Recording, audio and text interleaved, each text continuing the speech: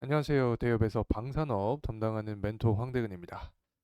자, 오늘도 이 한국항공우주 함께 살펴보겠습니다. 이 최근에 주가가 하락을 하다가 이 금일 다시 이 상승 모멘텀을 보여주고 있는데, 이 사실 기업의 밸류를 아시고 계신다고 하면 이 단기적인 이 주가의 하락에는 큰 흔들림이 없으실 거라고 생각합니다.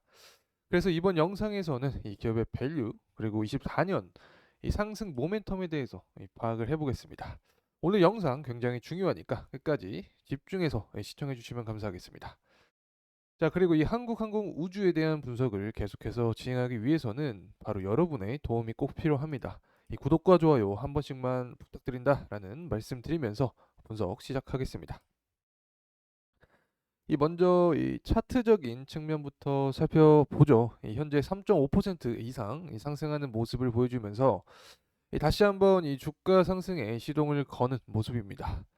사실 53,000원에서 53,900원의 구간은 이 매물대가 적게 분포를 하고 있기 때문에 상승을 하게 된다라고 하면 치고 올라갈 수 있는 구간이었습니다. 현재 중요한 점은 이 매물대가 많이 쌓여 있는 이 55,000원 이 구간을 넘어준다라고 하면 그 이후에는 이 더 강력한 모멘텀을 받으면서 이 주가의 상승이 발생할 수 있다라고 생각을 합니다. 자, 그렇다면 이런 주가 상승 모멘텀이 필요할 텐데 이 부분 함께 살펴보겠습니다.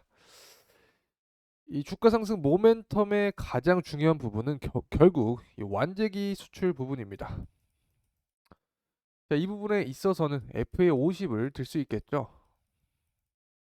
이 폴란드양 FA50 그리고 말레이시아양 FA50이 이 순차적으로 이 매출로 인식이 되면서 28년까지 안정적인 성장세를 기록할 것으로 전망하고 있습니다.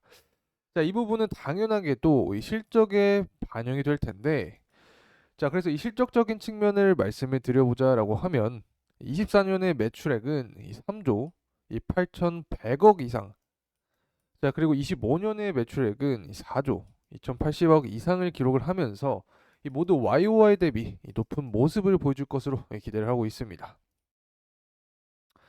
자, 하지만 이 매출액보다 더 기대가 되는 부분은 바로 영업이익 측면입니다. 이 영업이익의 경우에 24년 이 YOY 대비해서 15.5% 이상 이 증가를 할 전망을 하고 있고, 25년에는 40% 이상 상승할 것으로 보고 있기 때문에 이 전반적으로 이 실적 호조로 인한 상승 모멘텀이 남아 있다라고 말씀드릴 수 있습니다.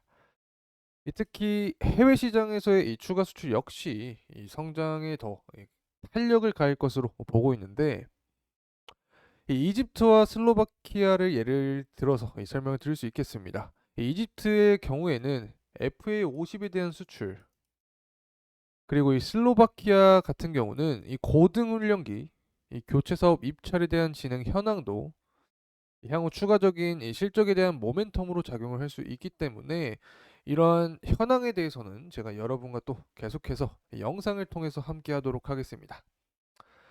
자, 이제 지금까지 해외 부분에 대해서 말씀을 드렸다고 하면 또 다른 24년의 포인트는 바로 내수 시장입니다. 자, 이 부분에서는 이 KF21 이 양산 사업과 또 소형 무장 헬기 이 양산 사업을 주목을 해야 합니다. 이 KF21의 경우 향후 이 국내 사업 부분에서 이 매출 창출의 이 핵심이 될 것으로 보고 있는데, 우선 2028년까지 이 40대를 양산하고 32년까지는 이 80대를 추가 양산하는 것을 이 기본 계획으로 하고 있는 만큼 이 핵심 매출처가 된다라고 말씀드릴 수 있겠습니다. 자, 그리고 이 소형 무장 헬기 양산 역시 2024년 말에 이 전력화 시작을 목표로 이 초도 양산이 진행 중인 만큼 이 국내 시장에 이 새로운 매출 활력을 불러일으킬 것이다라고 설명을 드릴 수 있겠습니다. 자, 이렇게 24년 이 관련된 실적 그리고 주가 모멘텀들 살펴봤는데, 이제 기업의 이 밸류에이션 평가를 해보겠습니다. 자, 구독과 좋아요 눌러주셨다고 생각을 하고 진행하겠습니다. 결국에 밸류에이션이라고 하면 이 주가와 기결이 되겠죠. 자, 이제 23년은 지났기 때문에 24년과 또 25년의 EPS 그리고 PER 수치를 이용해서 이 주가를 산출을 해보면 EPS 평균은 2,540으로 들 수 있고 또 PER을 산출을 해보면 21.36을 기준점으로 정할 수 있습니다. 자, 그래서 이 두 수치를 이용해서 계산을 해보면 약 54,250원 정도가 나오게 됩니다. 자, 다음으로는 이 BPS와 PBR을 이용해서 계산을 해보겠습니다. 자, BPS 평균인 19,680 그리고 PBR 평균인 2.7을 기준으로 산출을 해보면 53,100원 정도가 나오게 됩니다. 이 대략적으로 이 53,000원 구간에서 이 54,000원 구간을 이 적정 레인지로 잡을 수가 있습니다. 하지만 이렇게 계산을 하게 된다라고 하면 이 향후 모멘텀에 대한 이 수치가 적용이 되지 않기 때문에 적절하지 않을 수 있습니다. 자, 그래서 이 프리미엄을 통한 밸류 역시 측정을 해보겠습니다.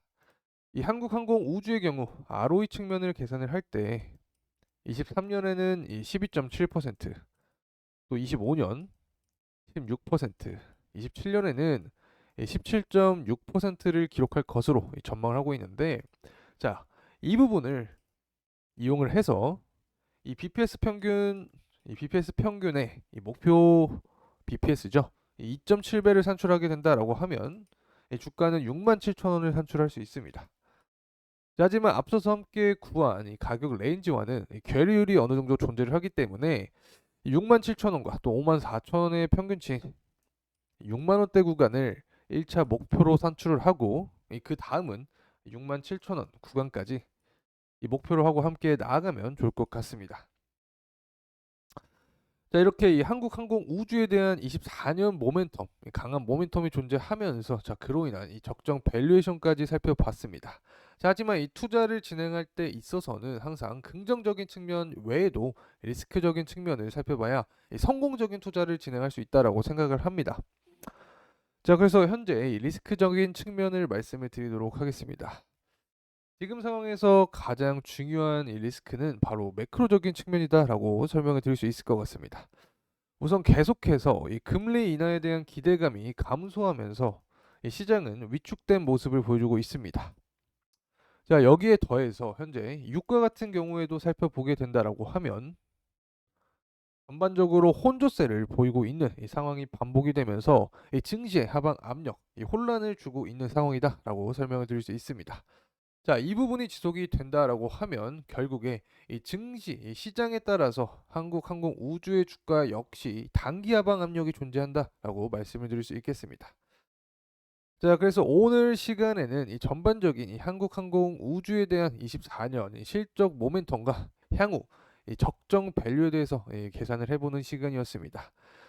자, 이번 영상이 도움이 되셨다면 구독과 좋아요 부탁드리겠습니다. 끝까지 시청해주셔서 감사합니다.